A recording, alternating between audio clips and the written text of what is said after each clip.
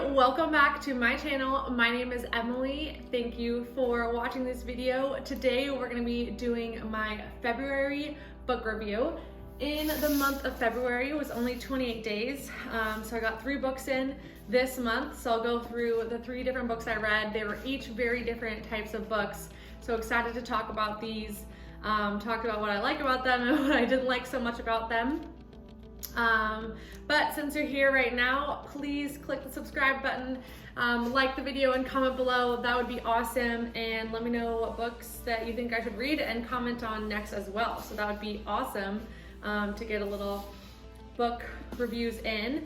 And if you're curious about how I get the books or how I find books, and try not to spend too much money on books, check out my January book review. In that video, I talk about how I'm going about getting books and a place to get books for pretty cheap online. So definitely recommend checking that out if you haven't seen it already.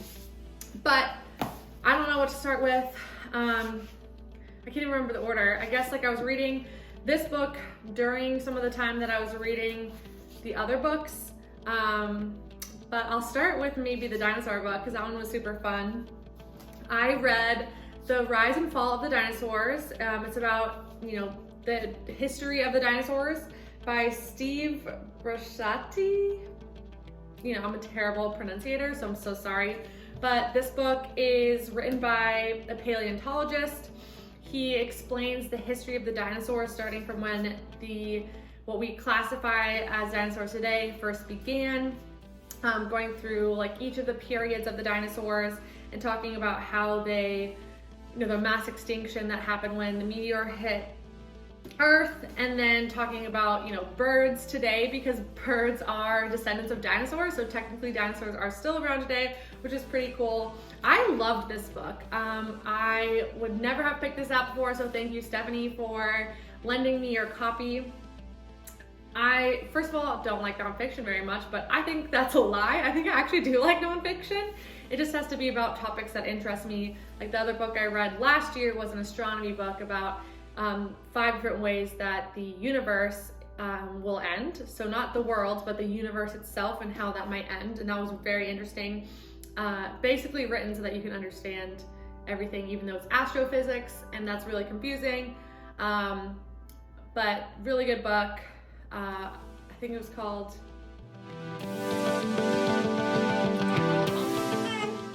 I don't remember. The End of Everything. Oh yeah, I think it was The End of Everything, Astrophysically Speaking. Really good book. Check it out. I'll link it below, or at least describe it below so you can find out that as well. Like I do with all the books, I'll put that information in the description below as well. But back to the dinosaur book.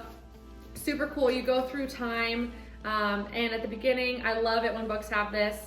There is, a timeline of the ages of the dinosaurs. So you have the Triassic period, the Jurassic period, the Cretaceous period, and then a little tree of the family tree of dinosaurs.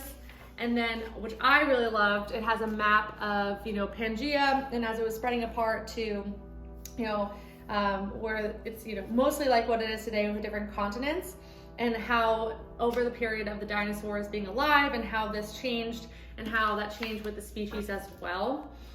There's a good chunk of time about Tyrannosaurus rexes, as well as how big these dinosaurs got.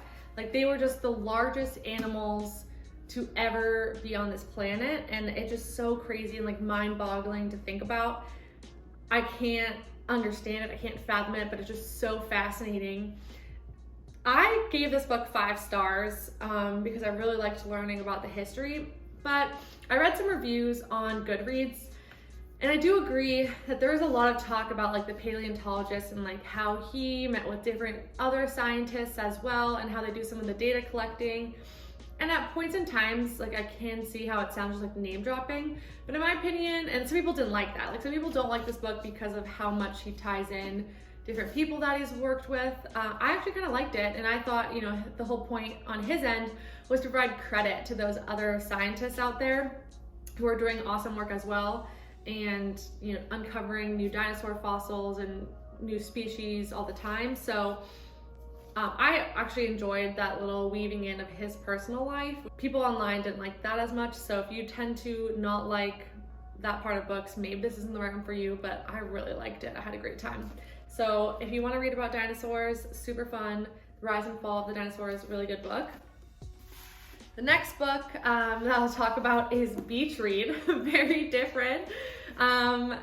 You know, this is like a rom-com in a book, which was good, you know, to break up the different books that I read over this course of this month. I read this one really fast. It is about a girl who is, or a woman who is an author.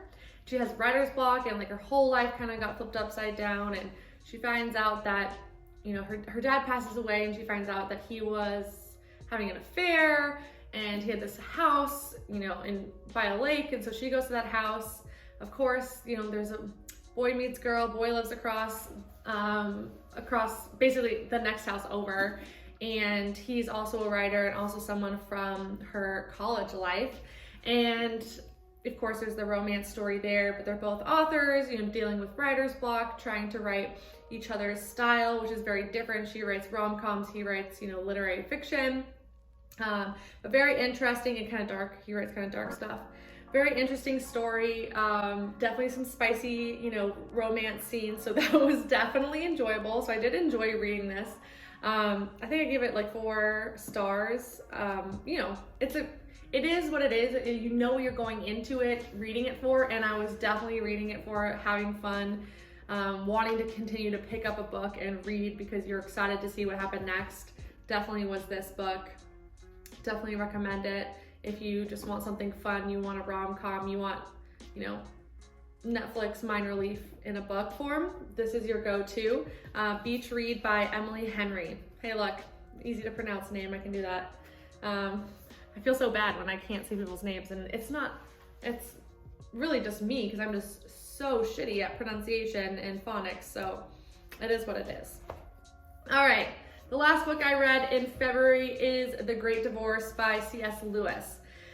This book I picked for our book club. It is only 146 pages-ish. Super short, which I didn't expect when I picked it for book club, but it's super interesting. I believe it's classified as a classic book, but this story is about basically heaven and hell. And there's someone who you kind of follow along through their journey, and there's like a bus ride between heaven and hell, and the differences in how souls are trying to, you know, either pass over to the heaven side or really resist. It was kind of an interesting reflection on society as well, because, you know, some of the souls just were really selfish and narcissistic, and you can see how they're pushing back. And in the book, I don't call them souls, but that's just the easiest way to talk about it. You know, sometimes I was reading these paragraphs, I'm like, did I read this right? You know, it's written very differently, but very interesting story. Definitely worth like reading to mix it up. You know, I don't think I would have read this if I didn't pick it for a book club. I think it's definitely worth reading to just think about, I mean, I'm not a very religious person, but just to think about how he's portraying, you know, the decisions that are made by people in the afterlife as well. So it was super interesting. Let me see. You know, the other thing that I was thinking about doing these book reviews is like, right now, I'm doing this a little late. It's actually March, and I'm recording this video about February reading, and sometimes I read through these so fast that I kind of forget what they're about. I mean, I don't like forget what they're about, but I forget like the details of it. So doing these, you know, at the end of each month is kind of a good idea because I get to like remember and reiterate what I learned in these stories. There's something that I want to read from here. In the preface of The Great Divorce, it talks about good decisions and bad decisions, and there's really interesting way he writes it, and I wanted to read that here. We're not living in a world where all roads are radii of a circle, and where all, if followed long enough, will therefore draw gradually nearer and finally meet at the center. Rather, in a world where every road, after a few miles, forks into two, and each of those into two again, and at each fork you must make a decision. Even on the biological level of life is not a river, but like a tree. It doesn't move towards unity, but away from it, and the creatures grow further apart as they increase in perfection. Good, as it ripens, becomes continually more different, not only from evil, but from other good. Thought that was really interesting, as it is on, page 2 of the preface. Preface. Why does that sound so weird? Preface. Anyways, that is on page 2. Super interesting.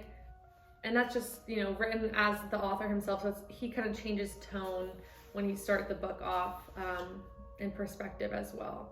So very interesting, definitely different. All these books were so different from each other. I think I also gave this one a 4 out of 5. But let me know which one of these you're excited to read. And hopefully one of these inspires you to pick up something different as well. Like, I would have never picked this up, so definitely want to keep trying to grab something else that's outside of my comfort zone.